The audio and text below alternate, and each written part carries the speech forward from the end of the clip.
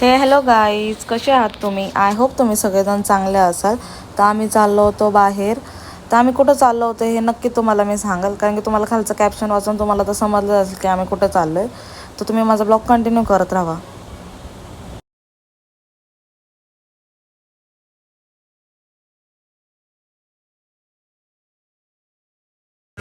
तर आपण आलो होतो खडकीमध्ये, कारण पिल्लूसाठी आपल्याला कपडे घ्यायचे होते.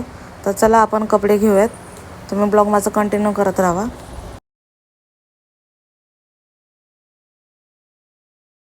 आपण आलो आहे शॉपमध्ये. त्यांना सांगितलं होतं की पिल्लूच्या साईजचे कपडे दाखवा, पण ते खूप मोठ्या साईजचे कपडे दाखवत होते, कारण ती जी हाईट कशी थोडीशी कमी आहे आणि ते तिला व्यवस्थित दाखवत नाही, म्हणत होते की हीच लास्ट साईज आहे आणि ते तिला व्यवस्थित बसत पण नव्हतं. म्हणून आम्ही ह्या शॉपमधून काही खरेदी केलेली नाही. आम्ही दुसऱ्या शॉपमधून खरेदी केली, पण ते मला क्लिप घेता आले नाही. तर तुम्ही मला तेवढं समजून घ्या.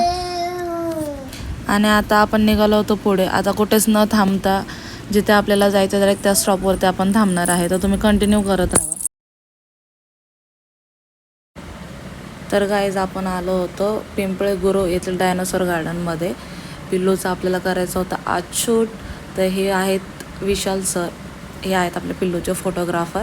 खूप छान फोटो काढतात गाईज. जर तुम्हाला कोणाला जर फोटो काढायचे असेल तर तुम्ही नक्की ह्यांच्याशी कॉन्टॅक्ट करा. खूप छान फोटो काढतात आणि आपल्या बजेटच्या हिशोबानं सर ह्यांचं हे पॅकेज आहे.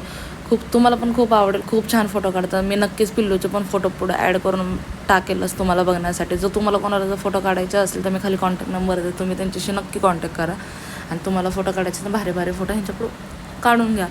तर इथं ऑलरेडी एका बाळाचं फोटोशूट चालू होतं. हे दोघंजण वाट बघत होते की कधी हा लोकांचं फोटोशूट संपते, ज्याने की पिल्लूचं फोटोशूट करायला खूप गरम होत होतं तिथं खूप, आणि पिल्लू पण खूप त्रास देत होते. त्याच्यानंतर मग पिल्लूला आम्ही रेडी केलं आणि इथं पिल्लूचं शूट चालू झालेलं आहे. हे बघा, चांगली मस्ती करत होती ती. मस्ती करत होती म्हणजे तिला कंटिन्युअसली आम्ही आवाज देत होतो, पण ती काय आमच्याकडे लक्षात देत नव्हते, कारण तिला खेळण्याचं येड लागलं होतं.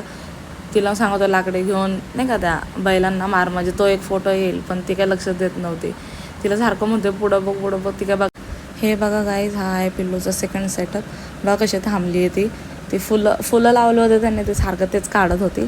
तर तिला घातली होती मी फ्रॉक, पण तिला त्या फ्रॉकमध्ये खूप चिडचिड होत होती, कारण तिला असे कपडे घालण्याची सवय नाही आहे. तरी पण त्यांनी काढले फोटोज. खूप मनवायला लागतं तिला इकडं बघण्यासाठी, ते फोटो काढण्यासाठी. लक्षच देत नाही किती पण ओरडा.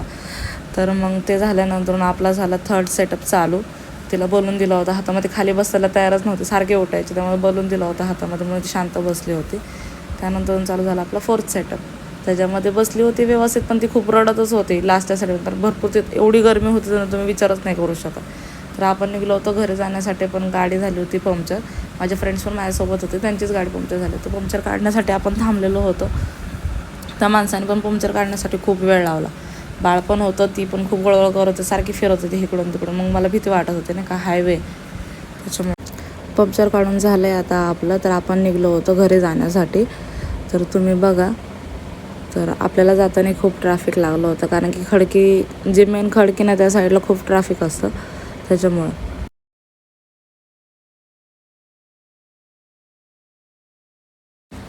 आम्ही पोचलो होतो घरी. पिल्लूची झाली मस्ती सुरू. तिचे पप्पा गेले होते फ्रेश व्हायला. फ्रेश झाल्यानंतर ते झोपले होते, थोडंसं फोन बघत पडले होते, पण ते मला म्हणत होते की बसून बसून माझी लागली पाठ दुखायला, कारण की आम्ही सकाळी 1 वाजता गेलो होतो घरी यायला, आम्हाला 8 वाजले. तर खूप कंटाळा आला आज. चला गाईज, खूप थकली आज मी. ब्लॉग हा इथंच एंड करते. तर तुम्ही माझे ब्लॉग असेच कंटिन्यू बघत राहा. Thank you for watching always.